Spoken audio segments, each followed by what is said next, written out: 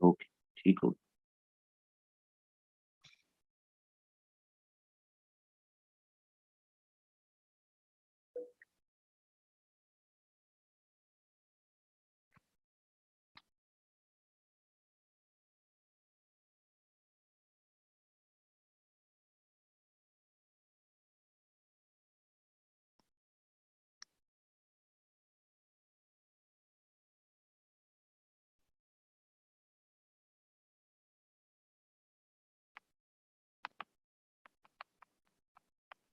पहला लेक्चर जो है वो आज का हम शुरू करने लगे हैं जी।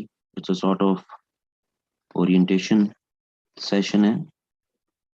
और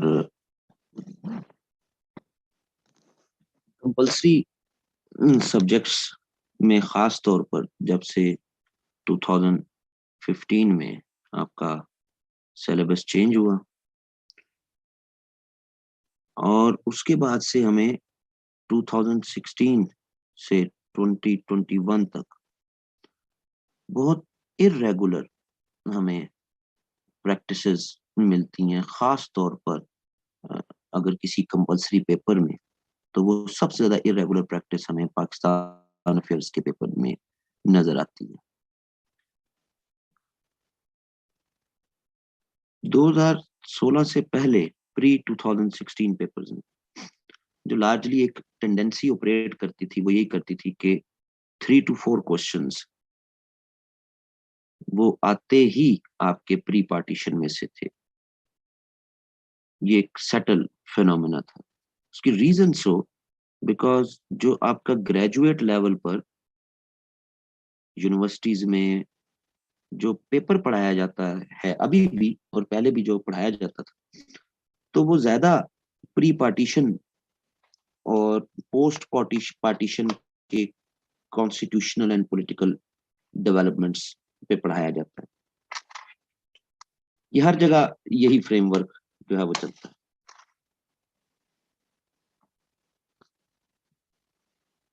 प्री पार्टीशन यानी प्री 1947 के टॉपिक्स, फिर 1947 से ऑनवर्ड्स कॉन्स्टिट्यूशनल डेवलपमेंट्स एंड कुछ पॉलिटिकल डेवलपमेंट्स, फिर अमेंडमेंट्स, कुछ major issues related to economy.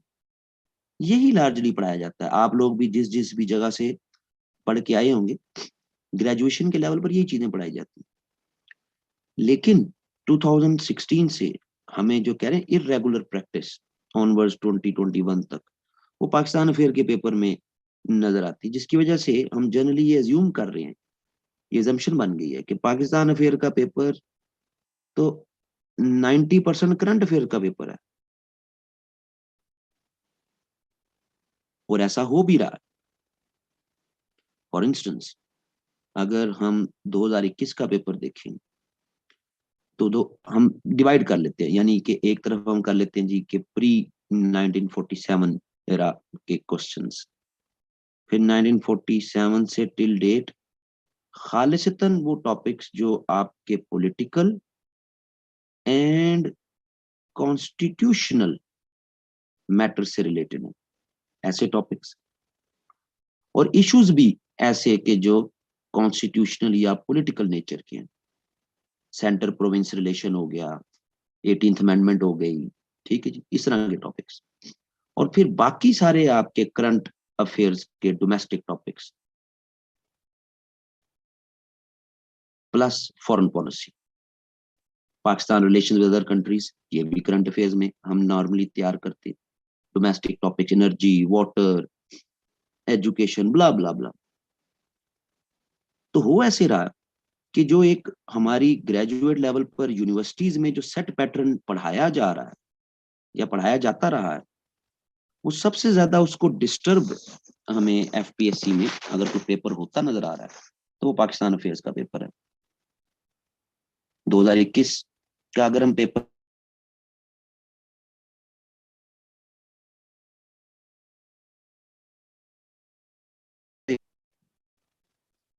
ठीक है जी, जब आप देखते हैं स्पेसिफिक कि जनाब 47 से लेके ऑनवर्ड्स कोई और सवाल जो कॉन्स्टिट्यूशनल या पॉलिटिकल नेचर का हो, तो इस पेपर में ऐसा कोई सवाल नहीं कि जो कॉन्स्टिट्यूशनल और पॉलिटिकल नेचर से हो। मीनिंग देयर बाय कि 6 के 6 सवाल रिमेनिंग उसने ऐसे पूछे हुए हैं कि वो करंट अफेयर का पेपर, वो कहीं से भी पाकिस्तान अफेयर का पेपर वो डेवलप नहीं होता, वो करंट अफेयर का पेपर जो आप बना रहे हैं। जब हम सिलेबस को भी देखते हैं तो सिलेबस में तो एक कंपलसरी का सिलेबस, चाहे वो करंट अफेयर का हो, पाक अफेयर का हो, एक मेयरली अंडरस्टैंडिंग के लिए। 2020 में अगर हम आए तो 2020 में हम देखते हैं कि 2020 के पूरे पेपर में उसने एक सवाल दिया हुआ जो कि प्री पार्टीशन से रिलेटेड है। इसके बाद उसने एक सवाल ऐसा दिया हुआ जिसकी नेचर आपकी पॉलिटिकल इशू से रिलेटेड है, पॉलिटिकल कल्चर क्या होता है और उसको बताएं, मेन फीचर्स बताएं पाकिस्तान के पॉलिटिकल कल्चर के, वो एक सवाल दिया हुआ। और उसके बाद उसने बाकी 5 सवाल अगेन आपके डोमेस्टिक इश्यूज और उससे रिलेटेड, फॉरेन पॉलिसी, इंडिया से रिलेटेड, मिल मिला के इस तरह के सवाल दिए हुए।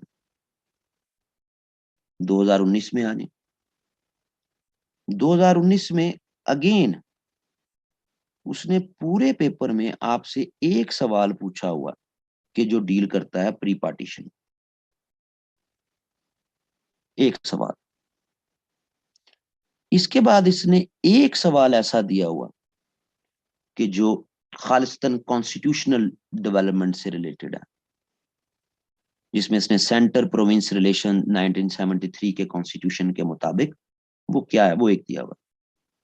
और अगेन यहाँ पर इसने 5 सवाल ऐसे दिए हुए हैं कि जो करंट अफेयर्स रिलेटेड है। पाकिस्तान के इकोनॉमिक चैलेंजेस बताएं, पॉपुलेशन पे बताएं, एनर्जी क्राइसिस पे बताएं, सही, नेचुरल रिसोर्सेज पे बताएं, इस तरह के सवाल दिए हुए। फिर 2018 में आ जाते हैं। 2018 के पेपर में उसने हमारे से 2 सवाल ऐसे हैं जो पूछे हुए हैं कि जो 2018 में जो कि प्री पार्टीशन जिनकी नेचर सेट होती है। एक इकबाल पे पूछ लिया, एक 3 जून प्लान पे पूछ लिया, ठीक है जी। इसके बाद इस पेपर में इसने 3 सवाल ऐसे पूछे हैं जिनकी नेचर खालिसतन पॉलिटिकल इश्यूज या कॉन्स्टिट्यूशनल डेवलपमेंट से रिलेटेड है। उसने पाकिस्तान के पॉलिटिकल सिस्टम पे पूछ लिया, कौन सा पॉलिटिकल सिस्टम पाकिस्तान में अच्छा है, सेंटर प्रोविंस रिलेशन पे पूछ लिया, नेशनल इंटीग्रेशन पे पूछ लिया। ये प्रॉपर यानी कि पाकिस्तान अफेयर्स की डायनामिक्स बनती हैं। फिर उसने 2 सवाल डोमेस्टिक इश्यूज से रिलेटेड और फॉरेन पॉलिसी से रिलेटेड, पाक यूएस से रिलेटेड सवाल पूछ लिए। अगर हम 2017 में आ जाए तो 2017 के पेपर में उसने जनाब हमारे से एक दो दो सवाल ऐसे पूछे कि जो कॉन्स्टिट्यूशनल एंड पॉलिटिकल नेचर के सवाल थे।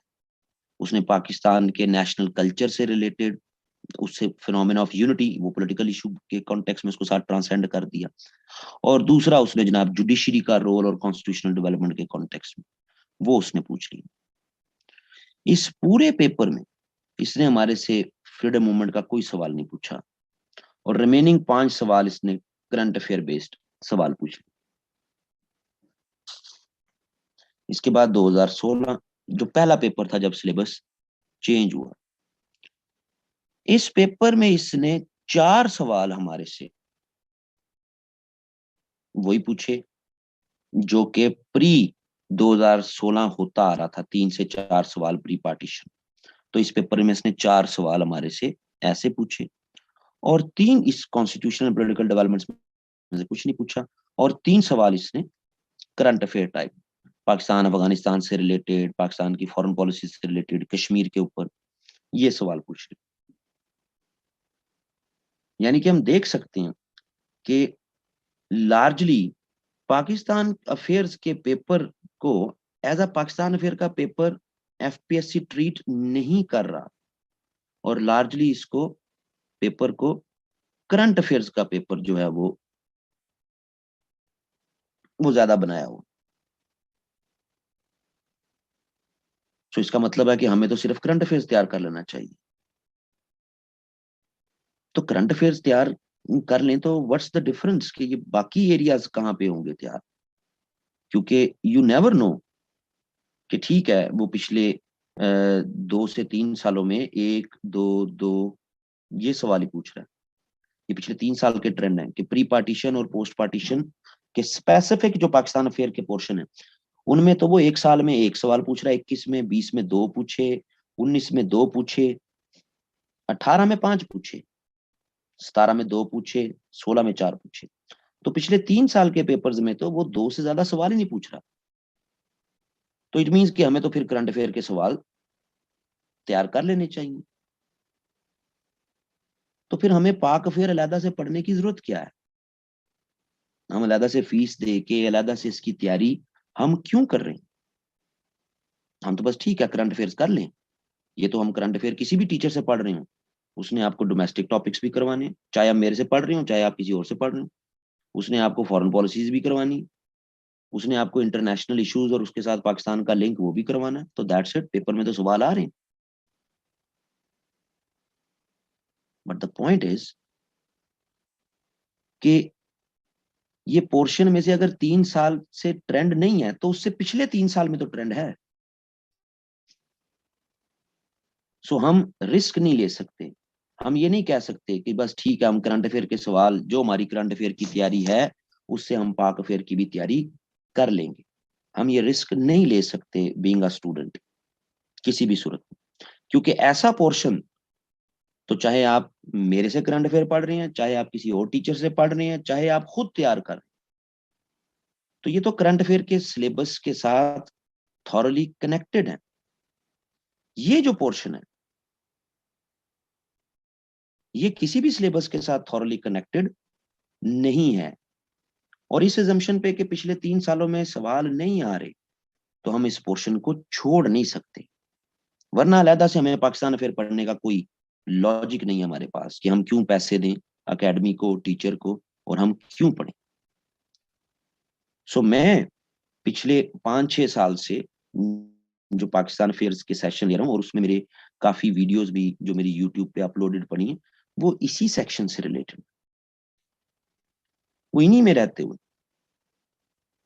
इनको ही करना क्यों जरूरी है। तो सीएसएस के स्टूडेंट्स पीएमएस में भी अप्लाई कर रहे होते हैं, और पीएमएस जब आप तीनों सूबों के जो रेगुलर पीएमएस होते आ रहे हैं, खासतौर पे 2 सूबों के पंजाब और सिंध के, तो उनके करंट अफेयर और पाक अफेयर का जो खासतौर पाक अफेयर के पेपर हैं उसमें ये प्री पार्टीशन और पोस्ट पार्टीशन का जो ये फ्रेमवर्क है उसमें से 2-3 सवाल वो तो हर दफा लग रहे हैं। सो ये नहीं है कि सीएसएस में पाक अफेयर अगर हम ना पढ़ें इस एजम्पशन पे कि जी प्री पार्टीशन और post partition constitutional developments, constitutions के फीचर्स, अमेंडमेंट्स, स्पेसिफिक आर्टिकल्स, इनको करने की जरूरत नहीं है। क्यों? क्योंकि करंट अफेयर ही कर लो तो बस ठीक है जी, उसी के सिलेबस के साथ तो पाक अफेयर भी हो जाएगा। तो बिल्कुल हो जाएगा, पिछले 3 साल से तो ये नजर आ रहा है, लेकिन उससे पिछले 3 साल में ऐसा नजर नहीं आ रहा। एंड वी नेवर नो कि जो नेक्स्ट पेपर है उसमें क्या वो दोबारा बैक उसी पॉलिसी पे चला जाए कि जनाब 3 से 4 सवाल हमने प्री और पोस्ट पार्टीशन में से देने। तो अगर उसने करंट अफेयर में से ही देने हैं तो we don't need to worry at all, क्योंकि हम करंट अफेयर्स के हमने अपने टॉपिक्स जो तैयार किए हैं उनमें से कोई लग गए तो लग गए। लेकिन अगर गॉड फॉरबिड उसने वही दोबारा पैटर्न दे दिया तो यहाँ तो फिर भी हम कुछ लिखने की कहानियां लगा लेंगे ना, एनर्जी क्राइसिस पे सवाल आ गया तो चाहे आपने करंट अफेयर में नहीं भी पढ़ा हुआ तो कुछ टामक टोइयां मार लेंगे। लेकिन यहाँ पर अगर सवाल स्पेसिफिक लखनऊ पैक्ट पे आ गया और उसकी इंपॉर्टेंस मुस्लिम नेशनलिज्म के लिए, तो एक लाइन भी कहानियों की नहीं लिखी जाएगी। और ये पोर्शन जो है वो फिर पीएमएस के सिलेबस और पीएमएस के पेपर्स में वो काम भी आती है। सो इस कॉन्टेक्स्ट में फिर मेरा जो एम्फोसिस है वो ये है कि स्टूडेंट को वो प्रिपेयर करवाया जाए कि जो प्रॉपरली स्पीकिंग पाकिस्तान अफेयर्स है, इररिस्पेक्टिबल ऑफ द फैक्ट कि वो पेपर्स में करंट अफेयर पूछ रहा है पिछले 3 साल से, तो वो पूछता रहे। लेकिन जो डायनामिक्स हैं उस सिलेबस की, उस डायनामिक्स को पहले जो है वो एड्रेस करना। अगर वो डायनामिक्स एड्रेस नहीं होती हैं तो जो है वो मेरा नहीं ख्याल कि किसी भी टीचर को फीस देना या किसी भी टीचर को या पैसे दे के एकेडमी को पढ़ना कि उससे पाकिस्तान अफेयर्स जो है वो पढ़ा जाए। इसीलिए जो मैं अपनी एडवर्टीजमेंट भी करता हूँ पाकिस्तान अफेयर्स की, उसमें स्पेसिफिक हम टॉपिक्स लिख के जो है वो ये बता देते हैं कि भाई हमने ये करवाना है पाकिस्तान अफेयर्स में।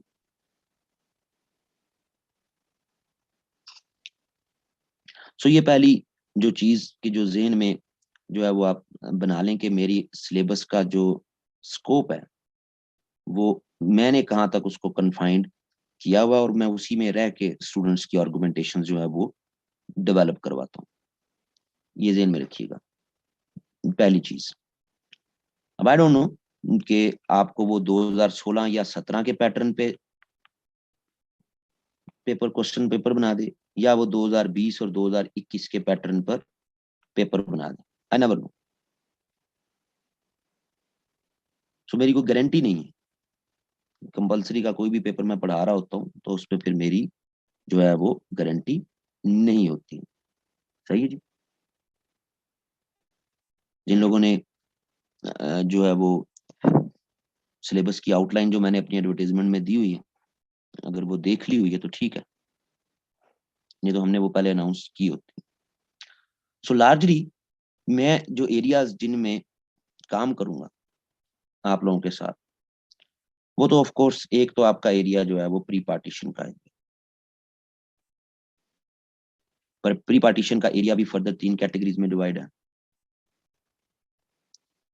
एक कैटेगरी वो कि जो आपकी मुस्लिम रूल एंड इट्स डिक्लाइन और उससे जुड़े रिफॉर्मर्स, इससे रिलेटेड है। एक कैटेगरी आपकी फिर दूसरी कैटेगरी प्री पार्टीशन की, वो मुस्लिम नेशनलिज्म के साथ कनेक्टेड है। और तीसरी कैटेगरी आपकी वो ऑल इंडिया मुस्लिम लीग की पॉलिटिक्स के साथ कनेक्टेड है। ये 3 का एक फेज जिसको हम तैयार करेंगे। दूसरा फेज जो हम तैयार करेंगे वो कॉन्स्टिट्यूशनल जर्नी पाकिस्तान की, मुख्तलिफ एरा में कैसे कॉन्स्टिट्यूशनल डेवलपमेंट्स हुई। इसमें हम 47 से 56 का फेज देखेंगे, फिर 56 का कॉन्स्टिट्यूशन, 62 का कॉन्स्टिट्यूशन, फिर 73 का कॉन्स्टिट्यूशन। उसके बाद फिर आपकी कॉन्स्टिट्यूशनल अमेंडमेंट्स जो पाकिस्तान में होती आई, इनको देखेंगे। इसके साथ फिर हम एनएफसी को देखेंगे। 18th अमेंडमेंट ऑफ कोर्स वो इसी के साथ कनेक्टेड है, उसको देखेंगे। सेंटर प्रोविंस रिलेशंस को देखेंगे और की आर्टिकल्स पाकिस्तान के कॉन्स्टिट्यूशन से related, freedom of expression, freedom of speech और इनसे रिलेटेड जो की आर्टिकल्स हैं हमारे कॉन्स्टिट्यूशन, उनको देखेंगे। तो दूसरा स्फीयर जो है वो इस पैटर्न पर सारा वो डेवलप होगा जिसको हम देखने की कोशिश करेंगे जी। ठीक है जी, ये दूसरा काम हो। इसके बाद फर्दर, इसके बाद अगला जो स्फीयर है उसमें आ जाते हैं। ये स्लाइड आगे क्यों नहीं हो रही?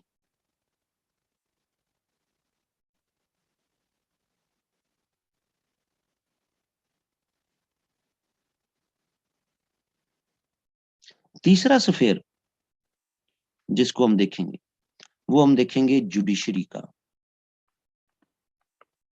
जुडिशरी के कॉन्टेक्स्ट में पाकिस्तान की तारीख में की डिसीजंस, उन डिसीजंस का इम्पैक्ट, मेजर केसेस पाकिस्तान की तारीख के और उनका फिर पॉलिटिकल इम्पैक्ट।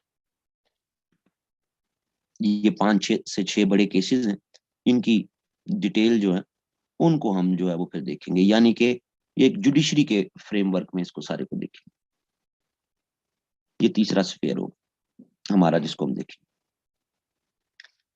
चौथा स्फेयर जिसको हम देखेंगे वो होगा ओवरऑल पाकिस्तान की फॉरेन पॉलिसी पर एक ब्रीफ लेक्चर। पाकिस्तान की फॉरेन पॉलिसी के ऑब्जेक्टिव्स क्या हैं और एक ओवरऑल पाकिस्तान की फॉरेन पॉलिसी उसके कैरेक्टरिस्टिक्स, जो बेसिकली मैं ये समझता हूँ कि ये करंट अफेयर का पोर्शन, लेकिन एक ब्रीफ स्केच जो है वो पाकिस्तान की फॉरेन पॉलिसी के ओवरऑल डायनामिक्स का, उसको हम जो है वो एक लेक्चर लग जाए हमारा, 2 लेक्चर लग जाए, उसको हम देखेंगे। पांचवा और आखिरी चीज जो हम देखेंगे वो मिनिमम 5 टॉपिक्स जो कि इम्पोर्टेंट मेरे नजदीक के मुझे लगते हैं कि हाँ ये 5 टॉपिक, क्यों, क्योंकि पेपर में जाहिर है वो करंट अफेयर से रिलेटेड भी कोई ना कोई एस्पेक्ट जो है वो दे सकता है। तो मिनिमम 5 टॉपिक्स, ये जो 2 पोर्शन हैं ये एक सप्लीमेंट्री जो है वो मेरी तरफ से, क्योंकि लार्जली यहां तक का जो पोर्शन है इसमें मैं समझता हूँ कि ये ही पाकिस्तान अफेयर्स में होना चाहिए, जो कि बहुत इरेगुलर प्रैक्टिस हो रही है एफपीएससी की वजह से, जिसकी वजह से फॉरेन पॉलिसी डायनामिक्स और 5 इंपॉर्टेंट टॉपिक्स जो कि आपका सेशन जब तक एंड जाएगा तकरीबन इसको कोई वैसे हम अनाउंस तो 6 वीक्स ही करते हैं, लेकिन इसको लग सकता है टाइम थोड़ा सा ज्यादा। तो जो आखिरी हमारे फिर सेशंस होंगे उनमें इनको मैं फिर एवेलुएट करूँ। सो ये काम है जी जो आपको बताने वाला था। और अब इसके साथ फिर हम इसको प्रॉपर जो है वो शुरू कर देते हैं। एक चीज ज़हन में रखिएगा जी कि जो प्री पार्टीशन है इसके मेरे सारे लेक्चर्स यूट्यूब पे अवेलेबल हैं। इनको 20-25 लेक्चर्स हैं, बड़ी डिटेल में मैंने यूट्यूब पे इन लेक्चर्स को जो है वो अपलोड किया हुआ है, ऑलरेडी अपलोड किया हुआ। तो यहाँ जब हम क्लास में इस प्री पार्टीशन को शुरू करेंगे तो यूट्यूब के लेक्चर्स जो हैं वो वन वे ट्रैफिक होते हैं। यहाँ पर ज़ाहिर है हमें फिर उसको प्रॉपर एक लेक्चर, एक एकेडमिक लेक्चर की फॉर्म में जो है वो लेके चलना है, क्योंकि यूट्यूब पे जो लेक्चर हैं वो ज़्यादा इंटरेस्टिंग एस्पेक्ट के साथ इंटरेस्ट डेवलप करके, वो 20 नंबर का सवाल डेवलप करने के लिए नहीं है, वो एक स्टूडेंट्स का इंटरेस्ट जिनको बिल्कुल कोई अंडरस्टैंडिंग नहीं है या समझ नहीं पाते फ्रीडम मूवमेंट को, तो उनकी अंडरस्टैंडिंग के लिए वो लेक्चर रखे हुए। ये सारा काम था जी जो आपको बताना था, और इसी पैटर्न पे मैं चलूंगा और ऑनवर्ड्स आगे हम चलते रहेंगे। Sources as far as Pakistan affairs concern, जहां जहां जिस जिस पोर्शन में हम जाएंगे उस पोर्शन का सोर्स मैं आपको जो है वो मेंशन करते रहूंगा। लेट्स से कि हम पहले सोर्स में जा रहे हैं कि जो आपका राइज एंड डिक्लाइन या fall of Muslim rule and reformers, ये पहला फेज है आपका, जो सीएसएस में एक आधा सवाल उसने पूछा तो हुआ है इस फेज में से, लेकिन पीएमएस में इनके चांसेस जो हैं वो बढ़ जाते हैं इस पोर्शन के। इस पोर्शन के लिए जो आप क्या लेंगे, छोटी छोटी एक सोर्स तो नहीं लेकिन जो आपको अवेलेबल हो जाए, एक तो जमीलुद्दीन अहमद की है early phase of Muslim political movement.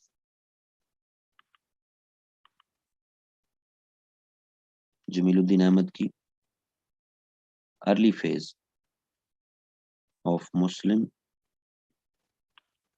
Political movement, Jamiluddin की किताब है, छोटी सी किताब है, अगर आपको अवेलेबल हो जाती है तो इसमें साथ थोड़ा सा आपका आगे फिर यानी कि मुस्लिम लीग का भी आ जाती है चीजें, लेकिन हम इसमें से खास तौर पर two nation theory, sir Syed, Shah Waliullah और जहाद मूवमेंट, फ्राजी मूवमेंट, ये सर ये जो हमारी अर्ली रिफॉर्मर्स रहे हैं उनकी, और डिक्लाइन मुस्लिम्स का क्यों हुआ, एक टेक्स्ट बुक है छोटी सी, ये सोर्स है। दूसरा सोर्स इस अर्ली फेज के लिए उर्दू में अगर कोई पढ़ना चाहता है तो आबे कौसर, बिल्कुल अर्ली स्टेज में शेख मोहम्मद इकराम, कैसे यहाँ पे सूफी आए, उन्होंने इस्लाम कैसे सॉरी फैलाया, उससे रिलेटेड इस पहले फेज में। लेकिन अगर कोई समझता है कि नहीं यार मैंने नहीं किताबें पढ़नी, मुझे तो सीधा सीधा नोट्स फॉर्म में चीजें मिलनी, तो सईद अहमद बट की किताब है एक्सप्लोरिंग पाकिस्तान अफेयर, इस तरह करके किताब, तो उसने सीधा सीधा नोट्स फॉर्म में चीजें बना दी हुई कि आप उसको याद कर लें, रट्टा मार लें, बुलेट्स पॉइंट हेडर्स में लिखी हुई चीजें आपने याद करनी है, आप याद कर लें, आपकी मर्जी। उसमें सारी चीजें मिल जानी आपको, अगले पोर्शन में मिल जानी, सारी चीजें मिल जानी, वो आपकी मर्जी।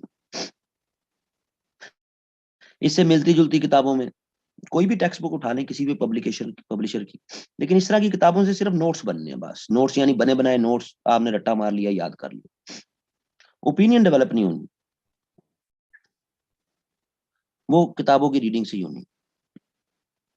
लेकिन वो हर स्टूडेंट का अपना एक बेंट ऑफ माइंड है कि वो क्या करना चाहता है। दूसरा फेज इसमें जो मुस्लिम नेशनलिज्म का फेज है,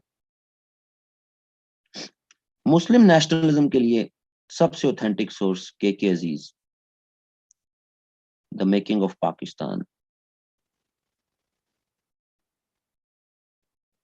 अ स्टडी इन मुस्लिम नेशनलिज्म। ये आपकी फ्रीडम मूवमेंट और नेशनलिज्म का जो कॉन्टेक्स्ट है उसके लिए बेस्ट सोर्स है। लेकिन अगर आप नहीं पढ़ना चाहते तो वही जो नोट्स फॉर्म की कोई भी किताब आप साथ चला सकते हो। मेरे ख्याल में ये इस सोर्स के, इस फेज के लिए कि ये सिंगल सोर्स वो सफिशिएंट है। अगर आपने इस फेज में कोई उसकी बेसिक हिस्ट्री अपनी क्लियर करनी है, तो बेसिक हिस्ट्री क्लियर करने के लिए कोई भी आप किताब जो है वो फ्रीडम मूवमेंट की, कोई किताब भी हिस्ट्री की, ग्रेजुएट लेवल की, और ट्रैक टू पाकिस्तान भी हो सकती है, जहां से आप बेसिक हिस्ट्री क्लियर कर लें। लेकिन पाकिस्तान अफेयर में तो आपने उसको फिर मुस्लिम नेशनलिज्म के कॉन्टेक्स्ट में लेना है। फिर उसके बाद politics of all India Muslim league, तीसरा फेज। इस फेज के लिए रफीक अफजल की किताब है history of all India Muslim league. किताब का नाम ही है history of all India Muslim league, 1906 से लेके 1940 तक की history all India Muslim league की। काफी बड़ी किताब है ये, मोटी किताब है, पढ़ना चाहें आप पढ़ लें। मैं जब इस फेज के लेक्चर ले रहा होता हूँ तो वो नेशनलिज्म और ऑल इंडिया मुस्लिम लीग के फेज को मैं कनेक्ट करके ही लेक्चर ले रहा होता हूँ, दोनों को कनेक्ट करके चला रहा होता हूँ। तो इस फेज के लिए मेरे जो लेक्चर का सोर्स जब आना है, मैंने nationalism and all India Muslim league की पॉलिटिक्स को मैं कनेक्ट करके ही लेके चल रहा होता हूँ। तो उसमें फिर लार्जली रफीक अफजल की किताब की, जिसको ज्यादा मैं बेस बनाता हूँ अपने लेक्चर्स देने के लिए। इस तरफ मेकिंग ऑफ पाकिस्तान, साथ रफीक अफजल के मुस्लिम लीग का क्या पर्सपेक्टिव था, मुस्लिम लीग के पर्सपेक्टिव का क्रिटिक, इस पे क्रिटिसिज्म, जब तक वो जो है वो नहीं पता होगा तो आप ज्यादा ग्रिप नहीं बना सकते। उसके लिए history of freedom movement, doctor Tarachand, ये बेसिकली डॉक्टर ताराचंद की किताब इंडियन नेशनल कांग्रेस के पर्सपेक्टिव में लिखी हुई है। इंडियन नेशनल कांग्रेस की फ्रीडम मूवमेंट कैसे चली पूरे हिंदुस्तान में, और उसमें फिर ऑल इंडिया मुस्लिम लीग को वो कैसे क्रिटिक करते हैं। तो वो साथ हो तो तब ऑल इंडिया मुस्लिम लीग की पॉलिटिक्स और बेहतर तौर पर समझ आती है कि भाई ये क्रिटिसिज्म भी अगर को पढ़ना चाहे तो history of freedom movement by doctor Tarachand. ये मैं आपको बता रहा हूँ कि जो मेरे सोर्सेज हैं, जहां से मैं लेक्चर्स की अपनी कहानियां बना के आपकी खिदमत में मैंने पेश करनी है। अगर आपको नहीं लगा, आपको लगा नहीं यार मैंने ये काम नहीं करनी, तो सीधे सीधे लेक्चर सुने, पॉइंट्स लिख लें, और या फिर ऐसी किताबें जो हैं वो उठा लें, या इससे मिलती जुलती कोई और किताब उठा लें जो टेक्स्ट बुक टाइप की नोट्स फॉर्म की किताबें होती हैं मुख्तलिफ, जहां से आपने सीधा सीधा रट्टा मार लेना, वो आपकी मर्जी। लेकिन मैं आपको अपने सोर्सेज जो है वो बता रहा हूँ। ये पहले पोर्शन के सोर्सेज। दूसरे पोर्शन में आ जाए तो दूसरे और तीसरा पोर्शन यानी कि जो आपके कॉन्स्टिट्यूशनल डेवलपमेंट्स हैं प्लस आपकी जो जुडिशरी की डेवलपमेंट्स हैं, इससे रिलेटेड दो किताबें। एक तो हामिद खान की किताब है, हामिद खान की किताब constitutional and political history of Pakistan. यानी जितना भी 1947 से ऑनवर्ड जितनी भी कॉन्स्टिट्यूशनल और पॉलिटिकल और जुडिशियल डेवलपमेंट्स हुई हैं आपकी तारीख में, उनके लिए एक सोर्स तो हामिद खान की किताब है। दूसरी है, अगर कोई उर्दू में पढ़ना चाहता है, पाकिस्तान,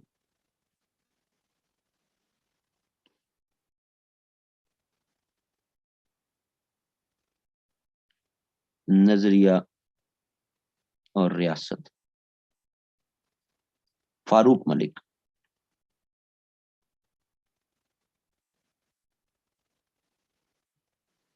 ये उर्दू में किताब है, कोई इसको देखना चाहे इसको देख ले।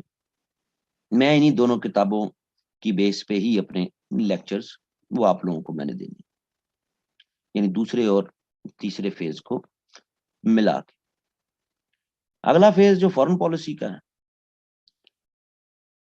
तो फॉरेन पॉलिसी के लिए अब्दुल सत्तार की किताब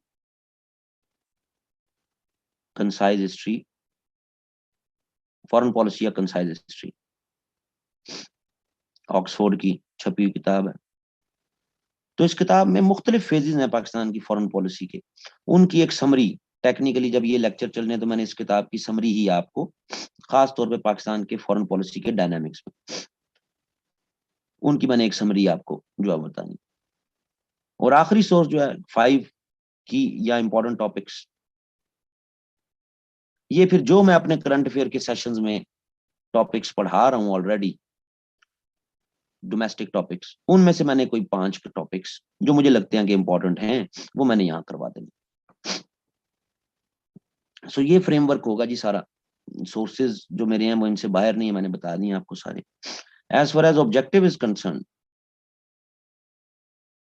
तो ऑब्जेक्टिव वो कहीं किसी भी डायनामिक्स में तो आप पूछ सकता है, वो पोस्ट पार्टीशन में पूछ ले, प्री पार्टीशन में पूछ ले, कहीं भी जा सकता है। लेकिन पहला बेस्ट सोल्यूशन तो ये है कि पास्ट जो पेपर्स है ना जी, इनके ऑब्जेक्टिव ऑनलाइन अवेलेबल होते हैं, मार्केट में भी मिल जाते हैं पास्ट पेपर्स के ऑब्जेक्टिव्स। तो कोशिश तो पहले ये करें कि कलेक्टिवली करंट अफेयर एंड पाक अफेयर के ऐसे ऑब्जेक्टिव्स उनको एड्रेस कर लें कि जिनको आप याद कर लें। लेकिन मैं इन पर्सन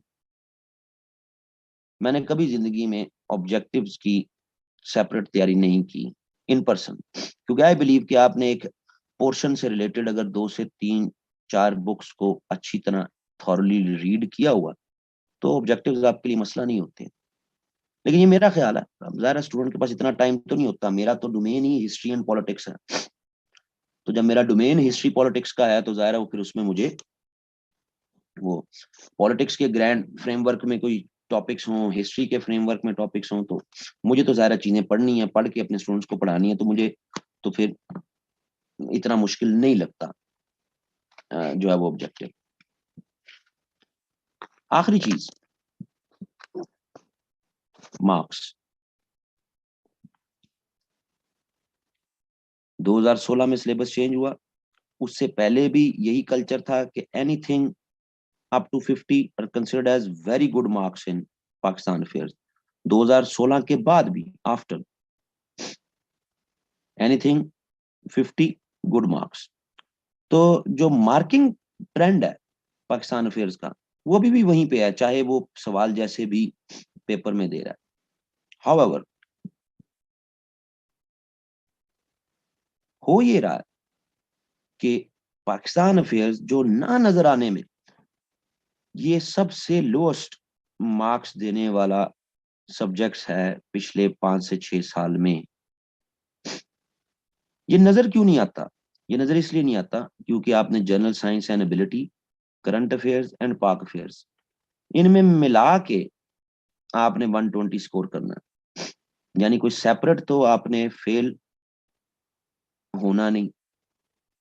तो उस वजह से फिर पाक अफेयर्स छुपा रह जाता है, कभी 30s में नंबर आ रहे हैं, कभी 20s में नंबर आ रहे हैं, तो ये नजर नहीं आता, बिल्कुल नजर नहीं आता।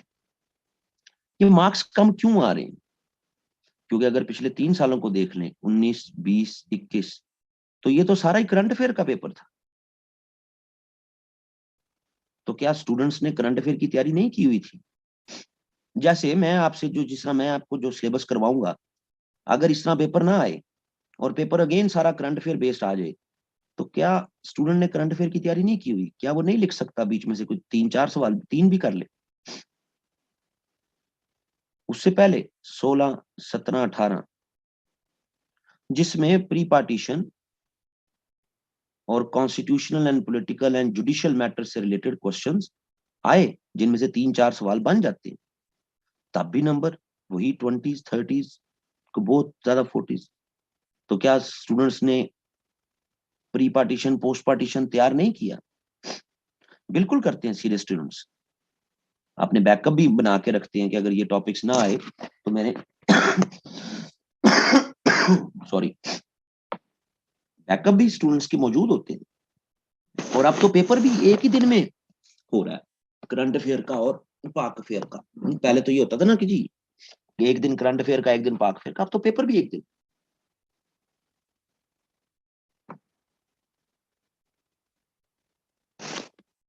तो इशू कहाँ आ रहा है? इशू वो बहुत बड़ा जो इस पूरे काम में हमें नजर आता है, वो स्टूडेंट्स को, स्टूडेंट कंफ्यूज हो जाता है। स्टूडेंट ये समझता है कि एक टॉपिक, सपोज एनर्जी क्राइसिस का, पाकिस्तान अफेयर के पेपर में आया, और एक टॉपिक एनर्जी क्राइसिस का करंट अफेयर के पेपर में आया, तो ये समझता है ये दोनों डिफरेंट है। ऐसा कुछ भी नहीं है, ये मिथ है, सिर्फ मार्केट में पैसा बनाने की, स्टूडेंट्स को इंस्पायर करने की, नए नए CSPs हो जाएं, या कोई टीचर्स हो जाएं, या अकेडमीज हो जाएं। It's totally a myth.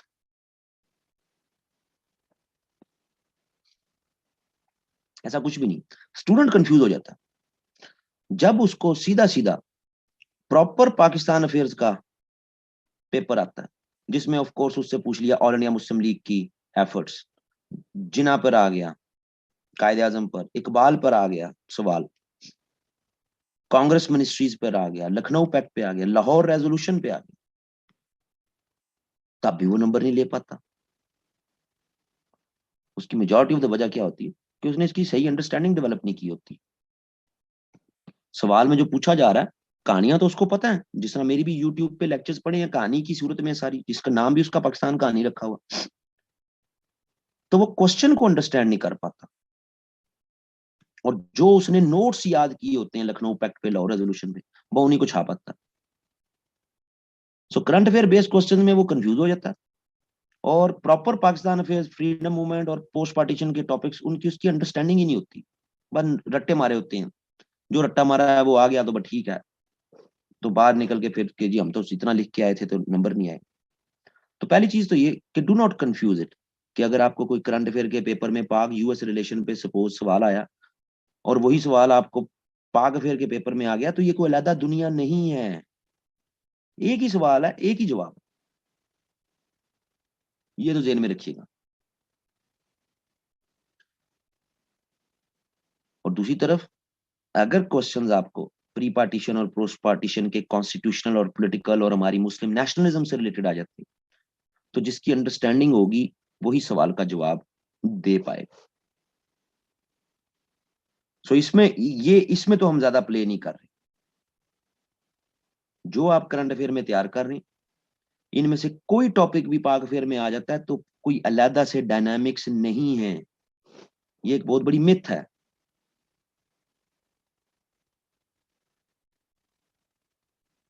पाक अफेयर में सवाल आ जाएगा तो टॉपिक को आपने पाकिस्तान से रिलेटेड बना के लिखना है।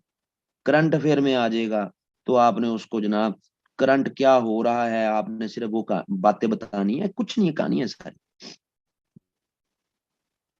लेकिन यहाँ यहाँ कंफ्यूज नहीं होना। अगर करंट अफेयर का खुदा ना खास्ता पूरा पेपर ही करंट अफेयर बेस्ड आ जाता है, तो उसमें कंफ्यूज नहीं होना, treat it like a paper of current affair, that's it, simple, जो सवाल पूछ रहा है वही। और अगर वो आपसे स्पेसिफिक क्वेश्चन पूछ लेता है तो उसका जवाब देना। तो मैंने यहां पर अपने स्टूडेंट की कैपेसिटी बनानी है पहले। फॉर इंस्टेंस, अगर वो आपको सवाल दे देता है, Shimla deputation paved the way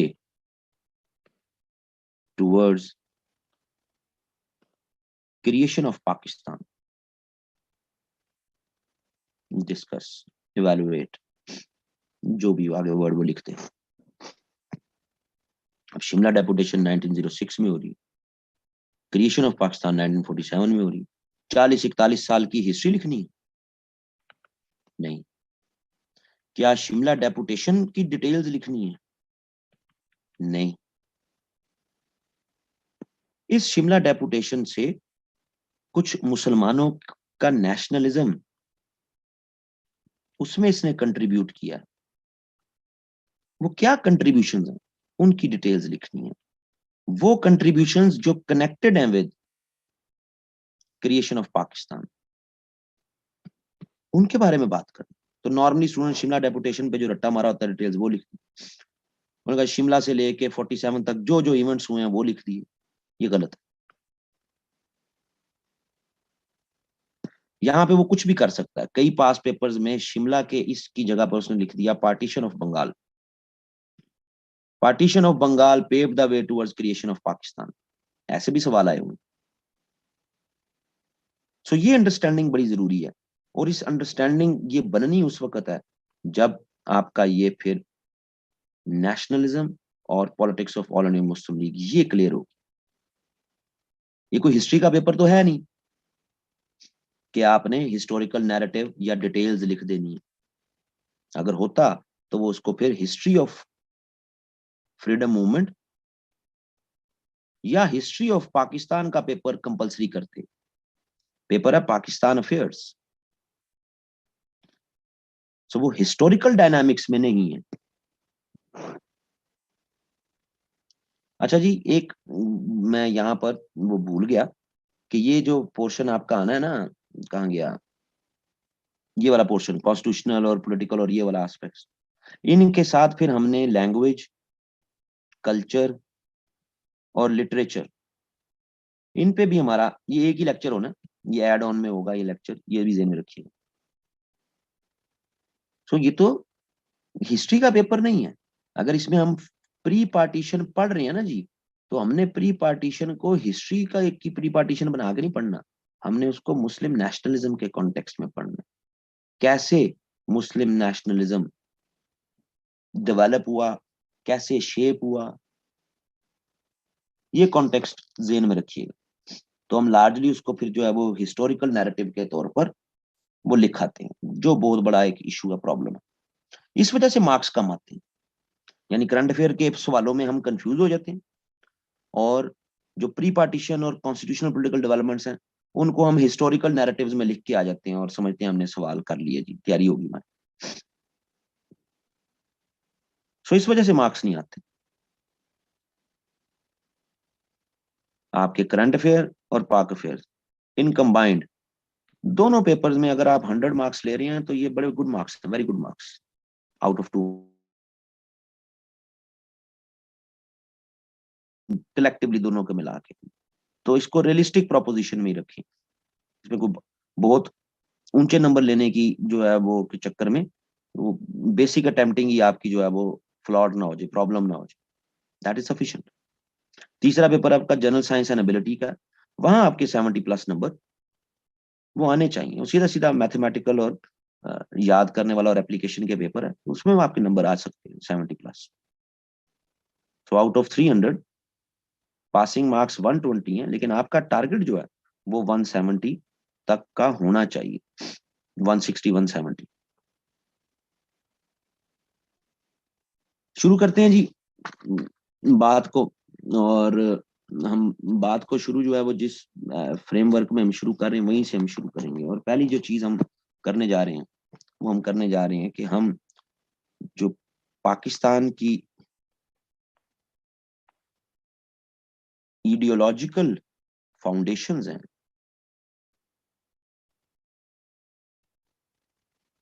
ये आइडियोलॉजिकल फाउंडेशंस आप दो आर्गुमेंट्स पे डेवलप करते हैं, एक टू नेशन थ्योरी और दूसरी इस्लामिक आइडियोलॉजी। ये पाकिस्तान की आइडियोलॉजिकल फाउंडेशंस इन दो फ्रेमवर्क्स पे है। याद रखिएगा, two nation theory it is not a theory, ये कोई थ्योरी नहीं है। Islamic ideology it is not an ideology, ये आइडियोलॉजी नहीं है। ये पहले ज़हन में एक बात बनानी। थ्योरी क्या होती है? थ्योरी वो होती है जो हर टाइम एंड स्पेस में एवरीवेयर अप्लाई हो जाए, हर जगह। F is equal to M A formula है, एक थ्योरी है। अब चाहे आप ये पाकिस्तान में इसको अप्लाई कर लें, चाहे इंडिया में अप्लाई कर लें, चाहे यूएस में ले जाएं, किसी लेबोरेटरी में ले जाएं, ठीक है जी, आप अंटार्कटा में ले जाएं, जहां भी चले जाएं, फार्मूला यही रहना है, F is equal to M A. Two nation theory, अगर आप इसको इंडो पाक सब कॉन्टिनेंट इससे बाहर लेके जाएंगे तो जरूरी नहीं है कि इसकी एप्लीकेशन हो। ये विद इन इंडो पाक सब कॉन्टिनेंट ही ये आर्गुमेंट है। सो इसको थ्योरी तो कहा जाता है, दो कौमी नजरिया, ठीक है जी। तो इसकी जो उर्दू है वो थ्योरी की अंग्रेजी नहीं, वो नहीं है, तो ये कोई थ्योरी नहीं है। ये पहले एक अंडरस्टैंडिंग जेन में रखिए। ये क्यों ये आइडिया डेवलप किया गया फिर टू नेशन थ्योरी? ये टू नेशन थ्योरी उस सेंसिबिलिटी को पोर्ट्रे करती है that we are different, that's it. ये एक सेंसिबिलिटी को रिफ्लेक्ट करती है कि in India we are different. अभी बेसिक लेवल पर अभी जो अंडरस्टैंडिंग समझ लो, इस्लामिक आइडियोलॉजी आइडियोलॉजी नहीं है, ये तो बड़ी खतरनाक बात नहीं। नहीं, इस्लामिक आप एक डिवाइन रिलीजन को जो है वो मेंशन कर रहे हैं यहाँ। आइडियोलॉजी क्या होती है? आइडियोलॉजी मैन मेड होती है जी। आइडियोलॉजी उन आइडियाज पर इरेक्ट होती है जो कि प्योरली ह्यूमंस डेवलप करते हैं, इंसान डेवलप करते हैं। तो इस्लामिक आइडियोलॉजी वो तो एक डिवाइन रिलीजन, मतलब कि वो मैन मेड हो गया, ऐसा नहीं। इस्लामिक आइडियोलॉजी नजरिया इस्लाम, यहां पर आइडियोलॉजी का मीनिंग वो नहीं है जो कि वेस्ट में जिस तरह उसका मीनिंग डेवलप किया जाता है, वो नहीं। यहां थ्योरी का मतलब वो नहीं है जो कि वेस्ट में जिस तरह थ्योरी का मीनिंग डेवलप किया जाता है। इन दो अल्फाज की वजह से हमारे स्टूडेंट्स काफी कंफ्यूज हो जाते हैं। और इवन हमें इंटरव्यूज में जब कह दिया जाता है कि जी थ्योरी तो हर जगह पर एप्लीकेबल होती है, हाँ जी होती है जी, तो फिर जी 1971 में जनाब बांग्लादेश क्यों बन गया? इसका मतलब है थ्योरी गलत थी। तो बंदा उधर अपना सा मुंह लेके बैठ जाता है कि हाँ भाई ये क्या बात हुई, तो खामोश हो जाता बंदा। सो पहले जो एक मगरिब के स्कॉलर्स ने या मगरिब के लिटरेचर ने हमें थ्योरी का मीनिंग बताया हुआ है और आइडियोलॉजी का मीनिंग बताया हुआ है, उसके तनाजुर में हमने अपनी टू नेशन थ्योरी और इस्लामिक आइडियोलॉजी को विजुलाइज कंसेप्चुलाइज नहीं करना। तो हमने कैसे करना? टू नेशन थ्योरी एक सेंस कम्युनिकेट करती है,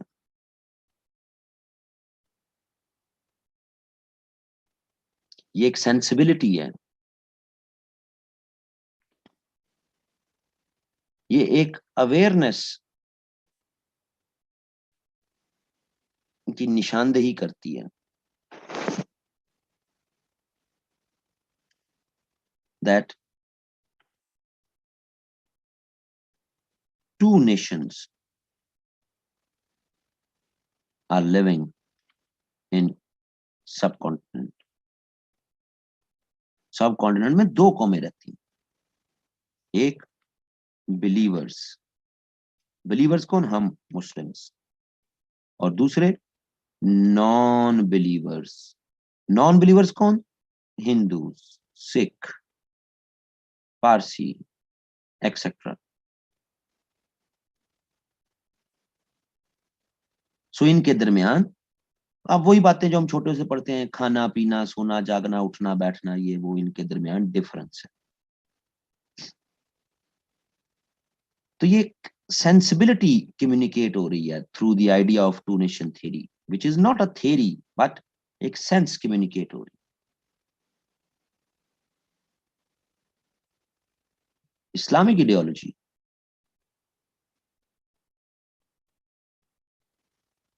इस्लामिक आइडियोलॉजी जो कि एक मैन मेड आइडियोलॉजी नहीं है, which it refers to the universality of Islam and its principles. इस्लाम एक आलमगीरी मजहब है और उसके जो प्रिंसिपल्स हैं, उसके जो असूल हैं, वो बेहतरीन असूल है।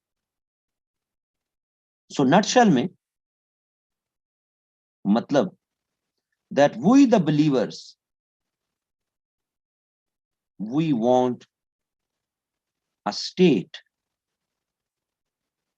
ऐसी स्टेट जहां पर हम universality of Islam and its principles के मुताबिक अपनी लाइफ गुजार सकें। That's it, simple. सो हम जो बिलीवर्स हैं, जो कि हम में ये एक सेंसिबिलिटी है that we are different because of the treatments of non believers, so we are different and we want such a state कि जहां हम universality of Islam and principles of Islam, और यही चीज फिर जिन्ना ने भी कहा हुआ ना जी, कि हम पाकिस्तान, क्या कहा था जी, तजर्बा गाह जहां इस्लाम के असूलों के मुताबिक हम जिंदगी गुजार सकें। That's it, not to confuse it कि हम कोई मजहबी रिलीजियस रियासत बनाना चाहते, नो। इस्लाम के असूलों के मुताबिक, इस्लाम का असूल इक्वालिटी का, इस्लाम का असूल जस्टिस का, जारी जी, टॉलरेंस का, फेवरेबल डिस्ट्रीब्यूशन ऑफ वेल्थ का,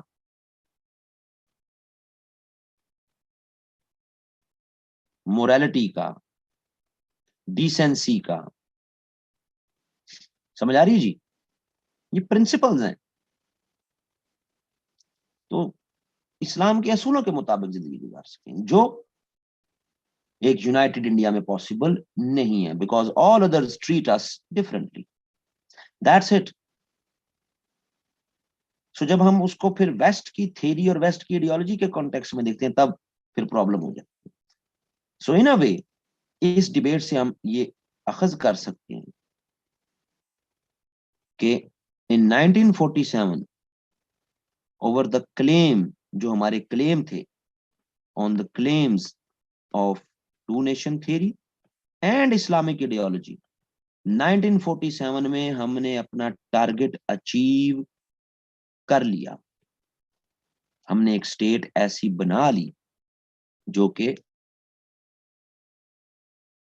होगी प्रीडोमिनेंटली, ऐसा नहीं कि उसमें नॉन बिलीवर नहीं होंगे, रहे नॉन बिलीवर, उसमें कोई इशू नहीं, बट बिलीवर्स की स्टेट, और उस स्टेट में को जो गवर्न किया जाएगा वो इस्लाम के प्रिंसिपल्स के मुताबिक किया जाएगा, और इस्लाम के प्रिंसिपल्स में माइनॉरिटी राइट्स भी हैं। सही जी, तो किसी को घबराने की जरूरत नहीं। सो हमने अचीव कर लिया। तो ये सवाल कहीं पे भी आपसे हो जाएगा, टू नेशन थ्योरी 1971 में एंड डेड होगी, तो ये इसकी लॉजिक ही नहीं बनती, क्योंकि टेक्निकली टू नेशन थ्योरी 1947 में अपना टारगेट अचीव कर गई। अब किस चीज की टू नेशन थ्योरी? जब आपने को टारगेट अचीव कर लिया, वो on the basis of two nation theory किया। अब whatever happened after 47, because of जो है वो military dictatorships, because of delay in constitution making, because of anti Bengali sentiment factor, because of India factor, because of political victimizations, because of geographical factor, क्योंकि एक तरफ east Pakistan, दूसरी तरफ वो इतनी दूर वेस्ट पाकिस्तान।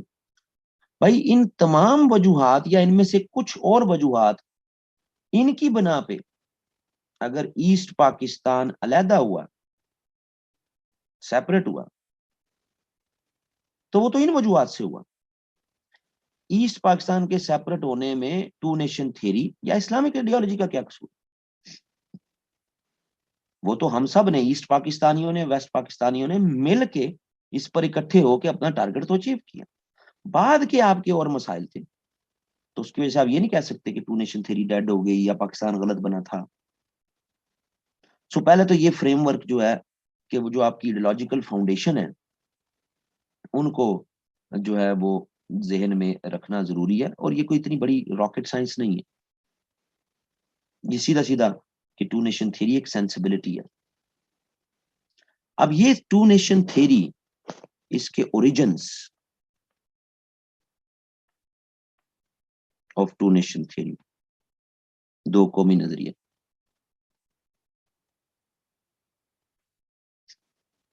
ये हम दो तरह से इसके ओरिजिन्स को देखते हैं, एक हिस्टोरिकल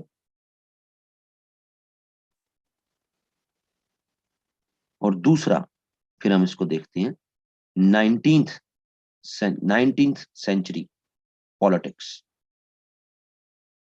एक यानी कि तारीखी तनाजुर में देखते हैं और एक इसको 19वीं सदी की सियासत में जो है वो देखा जाता है। ये टर्म तो लामोहला 19th सेंचुरी में two nations living in India, ये तो सर सैयद ने कहा था। तो इसलिए आज से as a term two nation theory ये 19th सेंचुरी में ही नो डाउट डेवलप हुई है।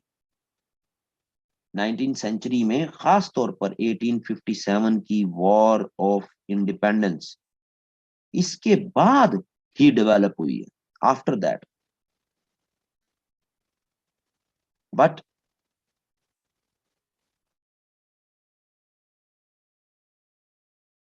जो पहले से मौजूद था उसको नाम दे दिया गया, उसको लेबल कर दिया गया 19th सेंचुरी में, जबकि उसकी हिस्टोरिकल जो डेवलपमेंट्स हैं वो बड़ी स्ट्रांग है। और इन हिस्टोरिकल डेवलपमेंट्स को फिर देखना जरूरी है, ताकि हमारा ये जो कंसेप्शन है टू नेशन थ्योरी का दोनों तरह से बन रहा है, यानी 19वीं सदी की सियासत में भी बन रहा है और उस 19वीं सदी की सियासत से पीछे, क्योंकि मुसलमान तो 712 एडी में पहला इंटरेक्शन इनका बना विद सिंध। सही है जी, ऐसा ही। और इसके बाद इनका 10th सेंचुरी प्लस आप कह लो अर्ली 11th सेंचुरी, इसमें हिंद से कनेक्शन बना। और फिर 12th सेंचुरी में फर्दर आगे हिंद के एरियाज में ये कनेक्शन डेवलप हुआ। लार्जली सिंध और हिंद की सेग्रीगेशन है ना जी। ये आप जिस एरिया में रह रहे हैं आज, इस एरिया में ये सारा सिंध, सपत सिंधु दरिया सिंध पूरा, और इससे आगे पार के इलाके गुजरात, यानी गुजरात से और ऊपर तक जो आपके फिर पंजाब पार के इलाके ऊपर से लेकर नीचे तक, वहां से आगे आपका सारा हिंद। तो ये जो इंटरेक्शंस डेवलप हुए हैं माजी में सारे, और इस पर फिर मुस्लिम स्कॉलर्स ने इसको कैसे रिपोर्ट किया, और इसको हिंदू स्कॉलर्स ऑथर्स ने कैसे रिपोर्ट किया। तो ये नहीं है कि हम सिर्फ समझते थे कि हम अलग हैं, हिंदू स्कॉलर्स भी समझता था कि मुस्लिम अलग है।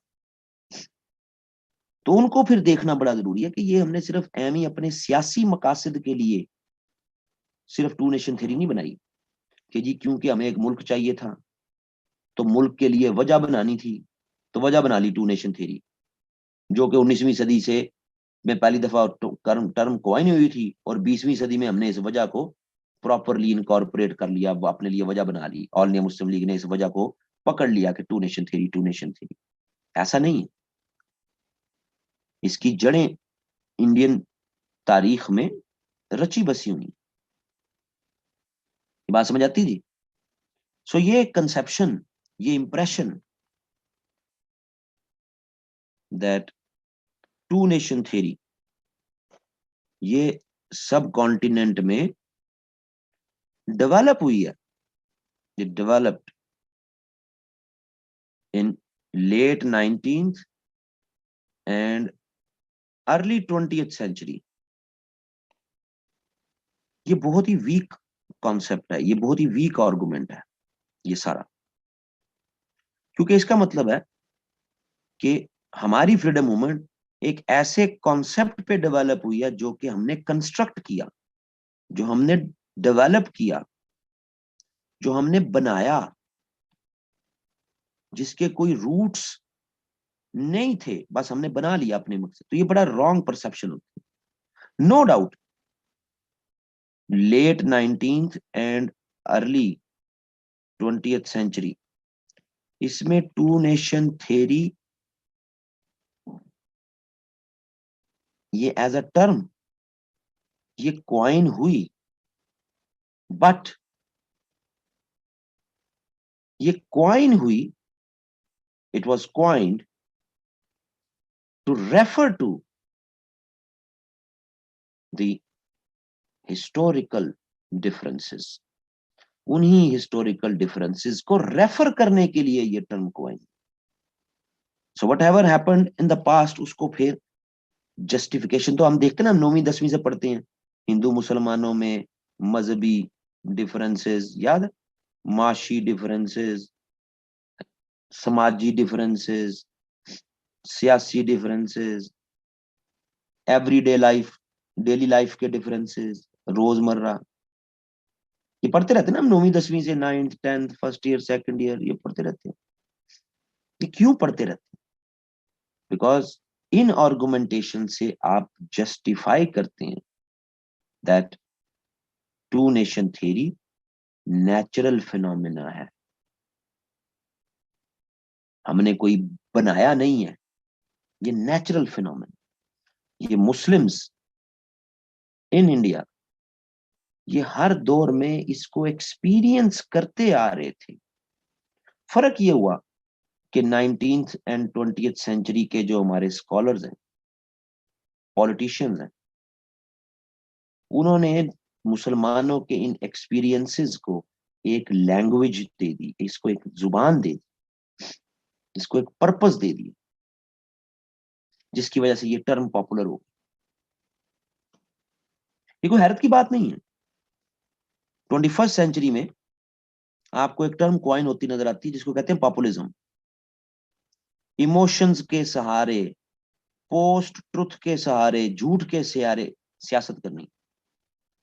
तो क्या ये 20वीं सदी में नहीं होती थी? क्या ये 19वीं सदी में नहीं होती थी? बिल्कुल होती थी। लेकिन टर्म 21वीं सदी में क्वाइन होगी तो इसका ये मतलब नहीं है कि इसके पीछे कोई रूट्स नहीं है, बिल्कुल मौजूद है रूट्स। इसी तरह टू नेशन थ्योरी अगर क्वाइन होगी एज अ टर्म 19th और 20th सेंचुरी में, तो इसका मतलब नहीं है कि वहीं पे बनाई गई, उसके तारीखी तनाजुर में उसका रोल मौजूद है। सो उसको अब हमने एक्सप्लोर करना, क्योंकि उसी में हमारा नेशनलिज्म छुपा हुआ, उस सेंस में।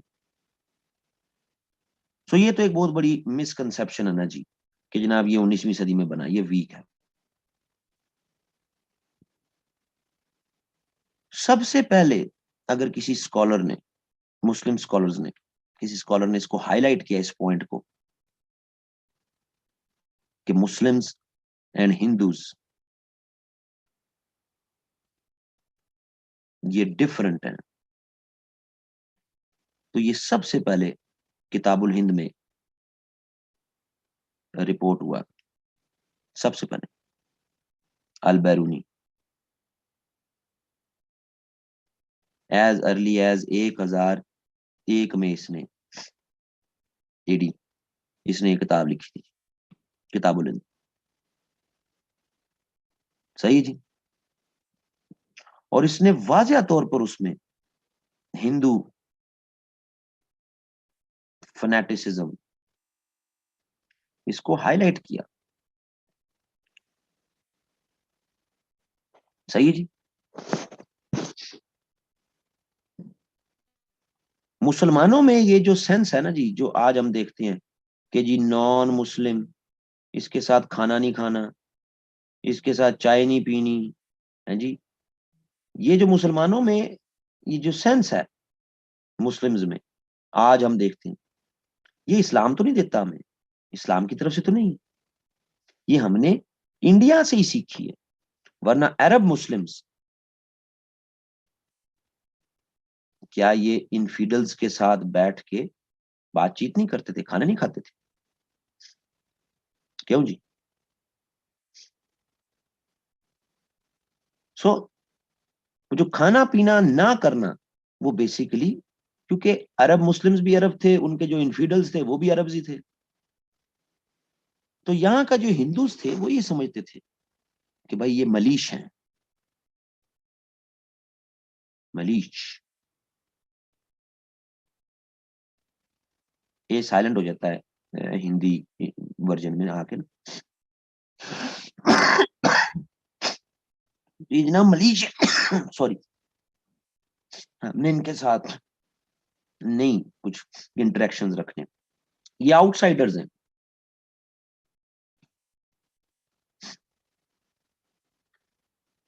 इंडिया की ग्रेट तारीख में फॉरेन आउटसाइडर किसने स्टे किया?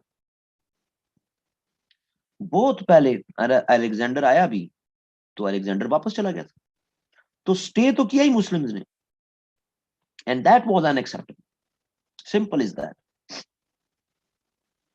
इनकी रेस डिफरेंट है, इनका रिलीजन डिफरेंट है, सही है जी, इनका कल्चर डिफरेंट है, इनका फूड कल्चर डिफरेंट है, इनकी रेसिपीज डिफरेंट है, इनका ड्रेस कल्चर डिफरेंट है। समझ आ रही जी? इनकी, इनमें सिंपलिसिटी है, कलर नहीं है।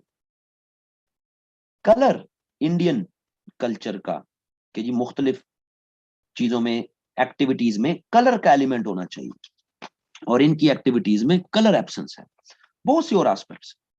तो जनाब ये सीधी सीधी बात है कि इन्होंने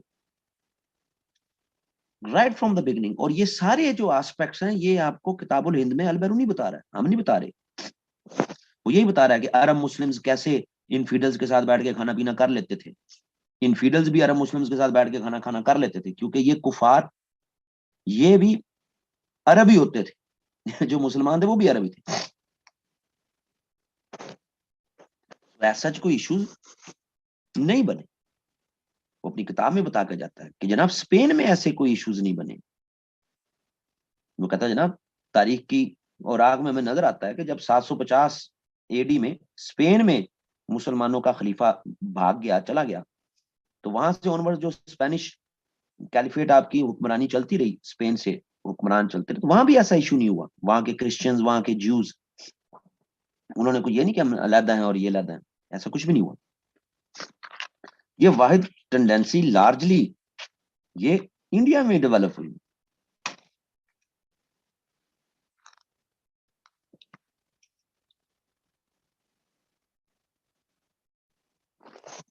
ये बात समझ आती है जी? आप जरा दूसरी तरफ चले जाते हैं, दूसरी तरफ हम चले जाएं तो हमें नजर आता है के एक किताब है बड़ी छोटी सी, सर्वे ऑफ इंडियन हिस्ट्री।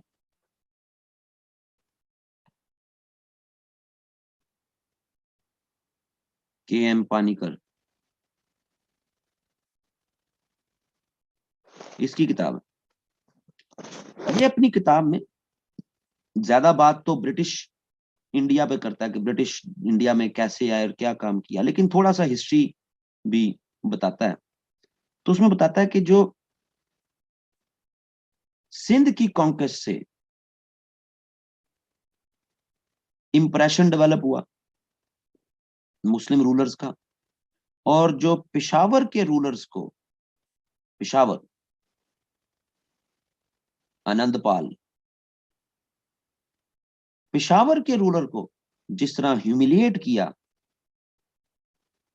उसने, है जिन से नाम निकल गया उसका, यार क्या नाम था, गजनवी। तो इन डेवलपमेंट्स ने परमानेंट मार्क छोड़ दिया ऑन हिंदू माइंड। सो ये, अब देखें ना, दूसरी तरफ का पर्सपेक्टिव भी हमारे सामने हो तो तब बेहतर हो सकता है काम। ये उनका नैरेटिव है कि जो सिंध कॉन्क्वेस्ट जिस तरह हुई, जिस तरह गजनवी ने जो है वो प्लंडरिंग की, लूट मार की, सिंध में लूट मार हुई, लेजिटिमेट रूलर को हटा दिया, इन चीजों का बड़ा परमानेंट मार्क हिंदू माइंड पे है। ये के.एन. पानीकर कहता है, हम नहीं कहते। हमारा जो पर्सपेक्टिव है वो डिफरेंट है इससे, लेकिन आपको ओपोनेंट का तो पता होना चाहिए ना। सही है जी, कि आपका ओपोनेंट जो है उसकी हिस्टोरियोग्राफी, उसका व्यू क्या कहते हैं। पहला रूलर पिशावर का ही था ना, जिस पे फर्स्ट अटैक है गजनवी का, वो आनंदपाल पे ही है ना, पहला रूलर था पिशावर का, अजय पाल और आनंदपाल, जयपाल सॉरी, जयपाल बाप है, आनंदपाल उसका बेटा। तो जयपाल को जो है वो बड़ा ह्यूमिलिएट करके उसको कहा जी खुदकुशी कर ले तू, नहीं तो तुझे नहीं छोड़ेंगे, उसको खुदकुशी करनी पड़ेगी जयपाल को। अब ये हिंदू पर्सपेक्टिव है, हिंदू हिस्टोरियन का पर्सपेक्टिव है, लेकिन वजह तो हमारे सामने आ गई ना कि वाई वो मुस्लिम्स को अपने से डिफरेंट समझते थे, वाई, क्यों। सो हिंदू पर्सपेक्टिव अपने साथ वो कॉन्क्वेस्ट और इन चीजों के कॉन्टेक्स्ट में देखते, लेकिन जिस तरह भी देखते थे, जो भी पर्सपेक्टिव है, मैनकाइंड वो लार्जली उसको रूलर्स के डिसीजंस के कॉन्टेक्स्ट में ही, तो आप हेटरेड डेवलप नहीं कर सकते ना पूरी कम्युनिटी की तरफ। सही है जी। हाँ, एक सिंगल एस्पेक्ट हो सकता है, एक सिंगल इंटरप्रिटेशन हो सकती है, हो सकती है। हमारा पर्सपेक्टिव है, हमने आके जस्टिस दिया, हमने आके इक्वालिटी दी, हमने आके इस्लाम प्रमोट किया, हमने आके वुमेन को राइट्स दिए। सही है जी, ये हमारा पर्सपेक्टिव है। लेकिन जिसको आपने कॉन्कर किया उसका ये पर्सपेक्टिव नहीं है, तो उसके यहां तो हेट्रेड इनएविटेबल थी, डेवलप होनी होनी थी।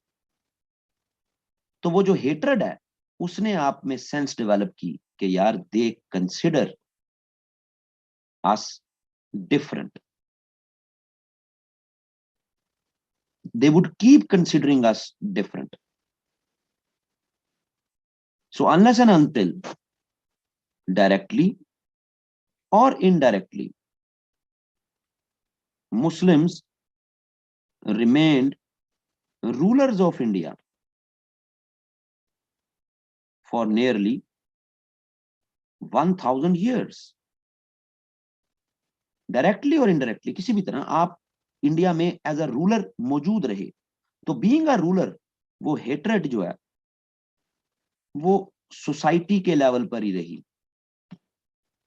और उसी को अल बैरूनी ने बहुत पहले हाईलाइट भी कर दिया, खाना पीना सोना जागना उठना बैठना इन सब चीजों में। और जब मुस्लिम रूल डायरेक्टली और इनडायरेक्टली 1857 में कलैप्स कर गया, उसके बाद न्यू रूलर आ गया, ब्रिटिश। और अंडर दिस न्यू रूलर वो जो हेट्रेड थी, जो अभी तक सोसाइटी के लेवल पे थी, वो अब लिटरेचर में भी आ गई, वो लैंग्वेज में भी आ गई, वो पॉलिटिक्स में भी आ गई, वो इकोनॉमी में भी आ गई. So then your scholars have to highlight कि भाई टू नेशन थ्योरी है इन 19th एंड 20th सेंचुरी.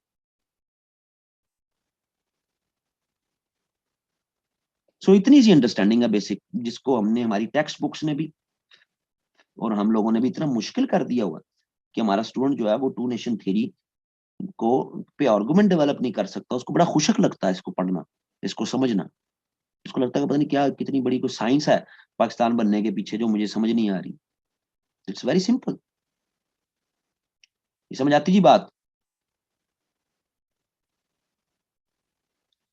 सो हमारे ओरिजिन्स क्या हैं, हमारी बुनियादें क्या हैं, वो इसी.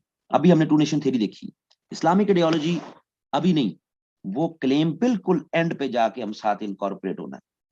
बुनियादी बेस आपकी जो टू नेशन थ्योरी से आ रही. आइडियोलॉजिकल फाउंडेशंस दो हैं आपकी, two nation theory, Islamic ideology. हमने एक को समझने की कोशिश की है कि ये जस्टिफाइड है, ये नेचुरल है, ठीक है जी, और ये हर दौर में मौजूद थी. आज के लिए इतना ही जी. कल फिर आगे चलेंगे. अगर आप सोर्सेज मैंने बता दिए आपको, अगर आप इनमें से कुछ परचेज करना चाहते हैं कर लें, सीधा सीधा कोई नोट्स फॉर्म की किताब ले लें, लेक्चर्स के पॉइंट्स ही लिख लें, आपकी मर्जी. मैं उसमें कोई अपनी तरफ से वो नहीं करता कि आप हर हाल में मेरी बात ही माननी है. आप जो भी लेक्चर होगा साथ साथ लिखते रहें, क्योंकि कभी कभी नेट डिस्कनेक्ट हो जाता है. तो अगर नेट डिस्कनेक्ट हो जाए तो स्लाइड्स जो हैं वो फिर वो गायब हो जाती हैं, खत्म हो जाती हैं. तो साथ साथ आप लिखते रहें. लेकिन अगर जो है वो आप नेट नहीं जाता, ठीक है जी, तो फिर आपको मिल जाएंगे. ये आज भी अभी आपको मैं अपलोड कर देता हूँ.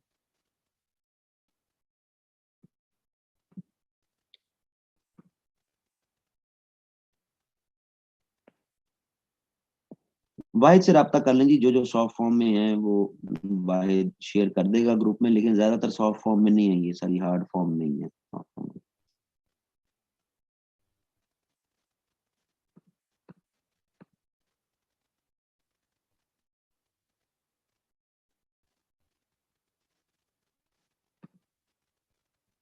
मैं शेयर कर देता हूँ जी लेक्चर. पाकिस्तान अफेयर्स.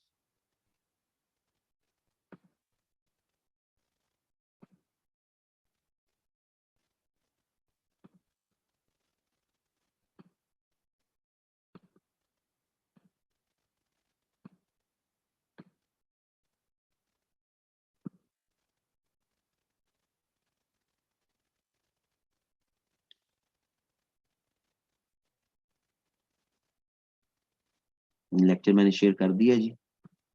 सोर्सेज जो जो मैंने स्लाइड में आप देख लें, जिस पोर्शन के जो मैंने सोर्सेज दिए हैं वही मेरे सोर्स हैं, उन्हीं से मेरे लेक्चर प्रिपेयर्ड हैं, वहीं से मैं बता रहा हूँ. ये नहीं है कि मैं आपको कोई किताबें और बता रहा हूँ और लेक्चर मेरे किसी और किताबों से आ रहे हैं.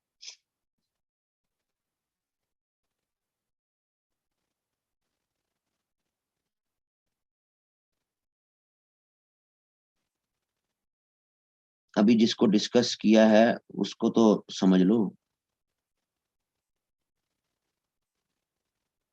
जब इस्लामिक आइडियोलॉजी की बारी आएगी तो वो भी समझा देंगे.